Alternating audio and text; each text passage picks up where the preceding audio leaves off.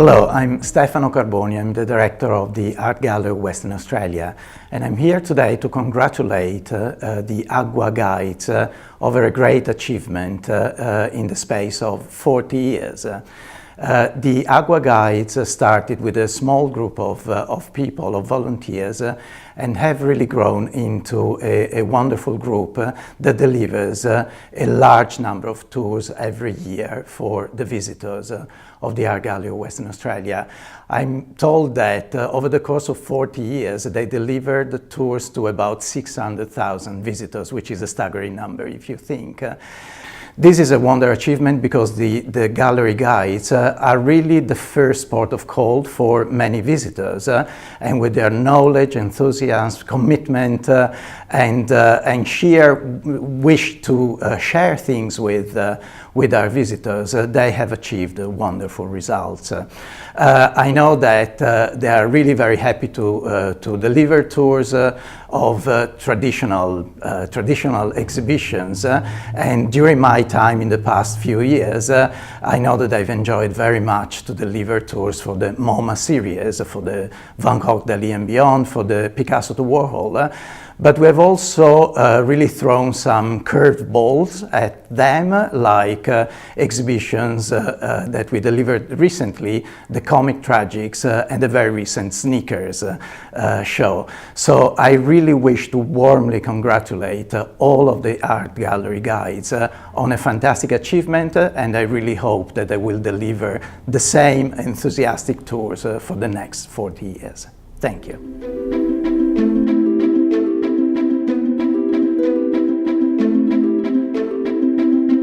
The story of the voluntary gallery guides is closely linked to the history of the gallery itself. As the building was being constructed in 1977, the first group of guides was training to conduct visitors around the wonderful collection and the remarkable visiting exhibitions which the people of Perth have been able to appreciate ever since. Students from non-English speaking background are able to approach Australian culture and art via simplified language. So over the past 40 years, the Agwa voluntary guides have grown and expanded along with the gallery itself, taking great pleasure in making a contribution to the artistic enjoyment and appreciation of all those who come through its doors.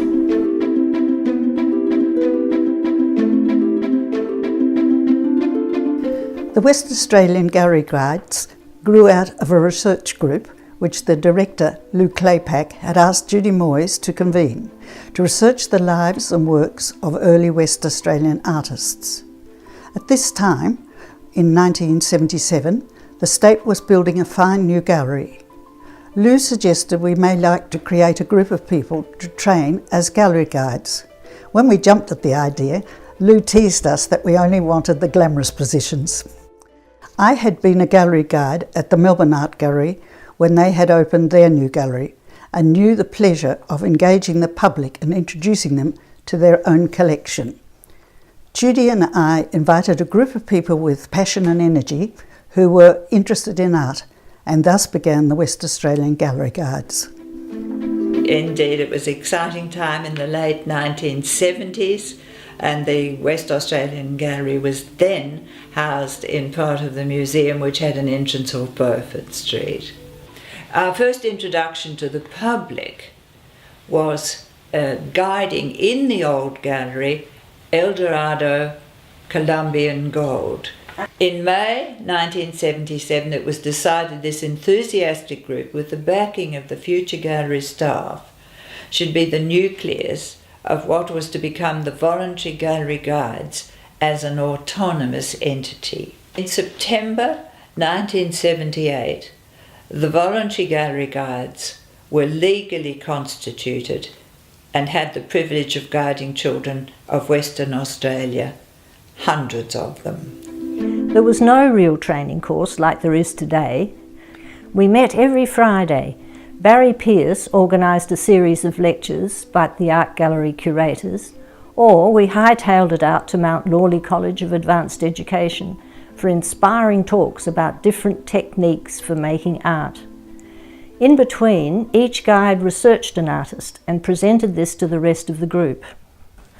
Ultimately, we were put under the wing of Anna Gray and the education section. It was a wonderful opportunity to learn more about art and tremendously exciting to be involved in the opening of a brand new state gallery.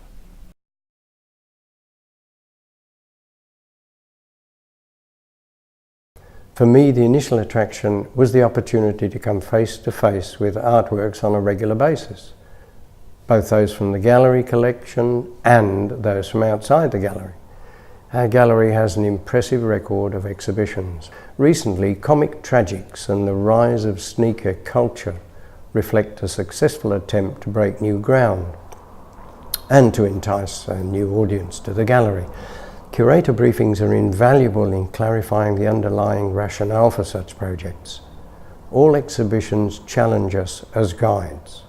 In addition to our research, the background and works specific required for any exhibition, we are frequently required to think on our feet. The buzz derived from such a manoeuvre is immensely satisfying. However, they also need to feel welcome and keen to revisit the gallery. I never cease to be amazed, given the disparate nature of our guiding body, that we coexist so amicably. I'm proud to be a part of this volunteer body.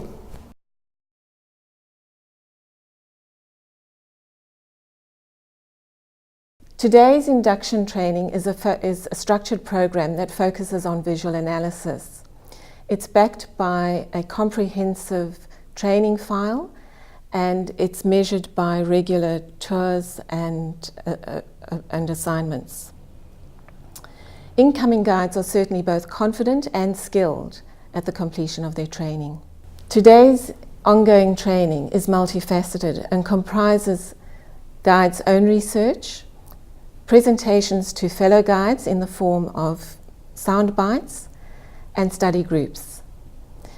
The fortnightly lectures by visiting speakers and the regular gallery walkthroughs are both very valuable. And of course, the biennial Argo conferences, first presented in 1976, are also an important component. In recent years, our commitment to our ongoing education and our professionalism is backed by regular individual reviews organised by the coordinator. I must say, we never stop training and we never stop learning.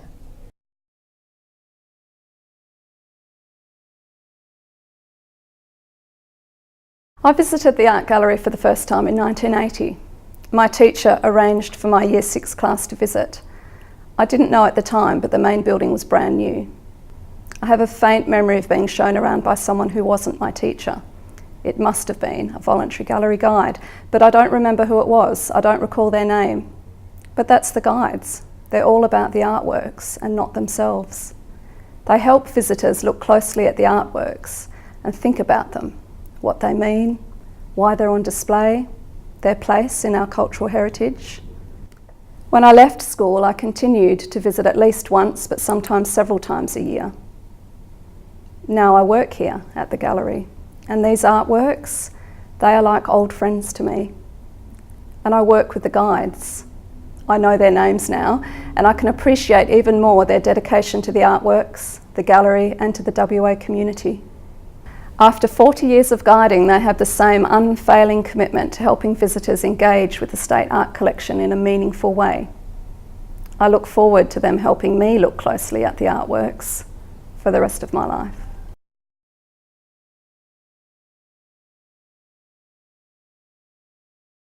ARGO stands for the Australian Association of Gallery Guiding Organisations.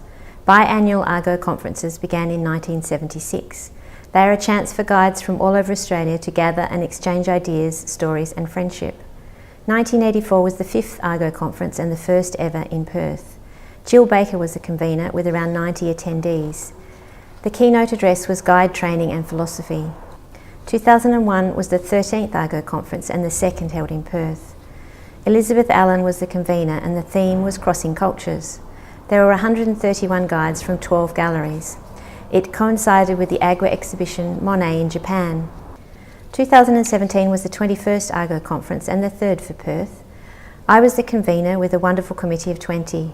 There were 219 delegates. The theme of the conference was Telling Stories, a Sense of Place. The conference was held over 7 venues, including Agwa, UWA, Fremantle and Sculpture by the Sea. The dinner was held in Kings Park overlooking the city. A large contingent of WA guides always have a wonderful time attending conferences in other cities every 2 years.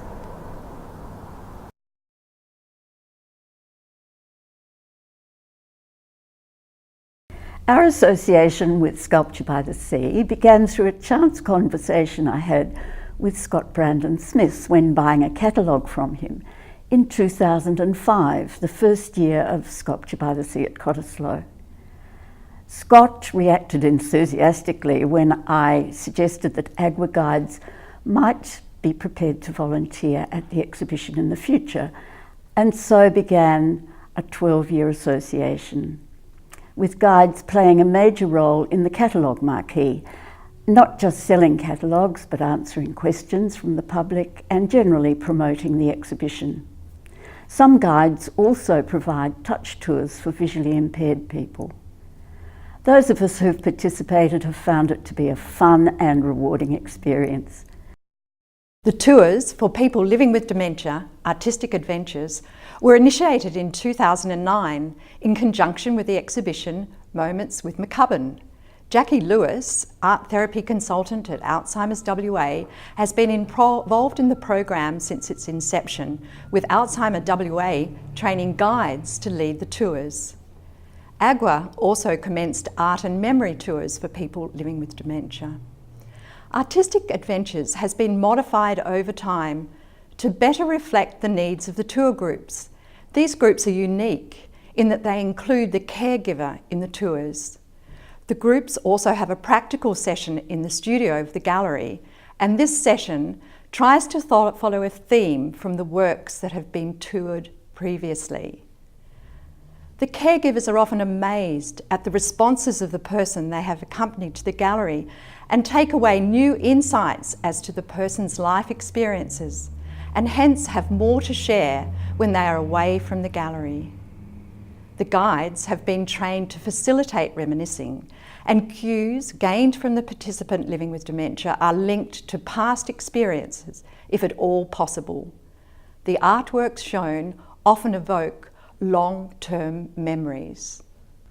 As a guide, it is a privilege to lead the tours, and at the end of the tour, the group is often smiling, as is the guide. Art in Bloom was a biannual event, and it filled the gallery with flowers and people. It was a lovely event, and you had to apply to be included. So we applied, and we were awarded an artwork that had 8 photographs of Russian immigrants as they struggled to establish their lives in New York. The team of Ian Frith, myself, Betty Wincup, Jan Stroud, Ishbel Johnson and Florinda de Cruz worked together to collect all of the things that we needed to set up that installation. It was tough work, we had a great time, and we were so proud of our efforts. Big Day Out, otherwise known as Guides Picnic, is our annual social event held every year in November, where we venture out of the gallery to areas around Perth, artist galleries, studios and local exhibitions. It's a social day. We all commute there by bus, we tell stories, we share memories, and usually culminates in a fantastic lunch somewhere, and at the end of the day a glass of wine.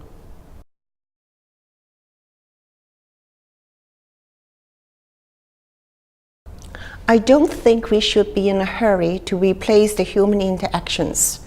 They play an invaluable and enjoyable part in terms of guiding, providing flexibility, creativity, and fun. Technology will help us reaching a broader audience. The use of video, iPads, QRs, etc. will be more universal in future. But it would be sad if we let technology take over personal interactions. Australia is a multicultural country, and we are fortunate enough to have multilinguistic guides. We should use technology to promote these services to our community. In my own experience of guiding and talking with visitors, guides do more than just provide backgrounds of the artist and details on techniques. We also provide invaluable insight, engage in dialogues, add sparks to their imagination so the artworks become real to them. To keep this experience purposeful, meaningful, and enjoyable, we need guides.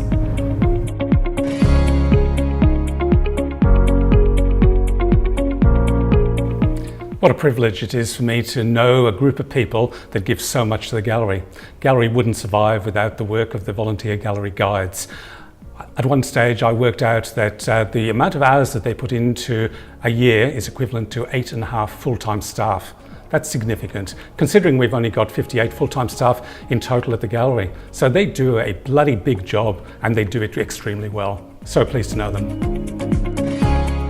What a wonderful overview of what the guides have achieved over the past 40 years. From the initial tentative ideas of forming a guiding body to the present group of over 120 guides, life members and associates. We often hear of the enormous amount of tours taken, hours spent volunteering as a guide, and how our contribution is appreciated by the gallery. But I would like to celebrate some of the value that guiding has added to our lives over the past 40 years. The gallery consistently puts on a variety of exhibitions that both thrill and challenge us. Guiding forces us to be flexible. We never know who is going to walk through the doors to attend a tour. We also get access to curators and artists. How privileged are we? Guiding also encourages interaction with other galleries and guides across Australia and the rest of the world through our Argo representation and through travel. I would like to say a big thank you to all past and present guides. Our guiding body is unique in its goodwill and support of fellow guides. Many great friendships have been formed through guiding, and many laughs and tears have been shared over that time. But today is a day to celebrate all the wonderful things guiding has brought to the public, but also to us. Congratulations on 40 wonderful years.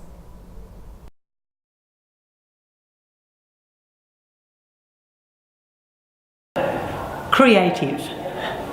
Love showing the artworks. Brain food. People and art.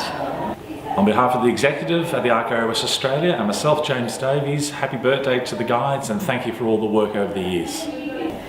A richly rewarding experience. The Rego girls love your work. How good are the guides? Congratulations to the volunteer guides for achieving 40 years. Fantastic achievement. Friendship. Colleagueship. Sharing. Okay, art and friendship. Stimulating. Open your mind. An amazing experience, learning experience. I became a gallery guide because nobody at home listened to me. I became a guide because the art gallery is my happy place. Stimulating art and friendship. Just love the challenge of preparing and learning to do tours. The wonderful friends that you make. One of the things I'd like to especially mention is my fun with the Philosothon. Friendship, enthusiasm. Faces of the kids. And sharing the art experience. Art is my life and I love people. Sharing my enthusiasm for art. Okay, hang on, let me think what I'm going to say. Social elements and visual elements. Challenging and fun.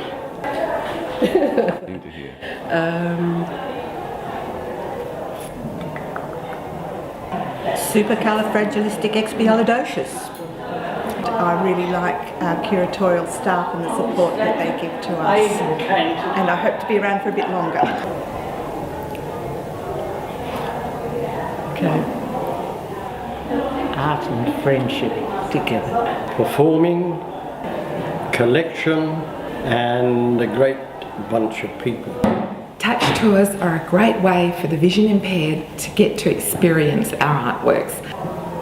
Must I start? Go. Okay. Opportunity to share a love of art. Loved it all. Sharing the enjoyment. It's been a privilege to be a guide. Learning and pleasure.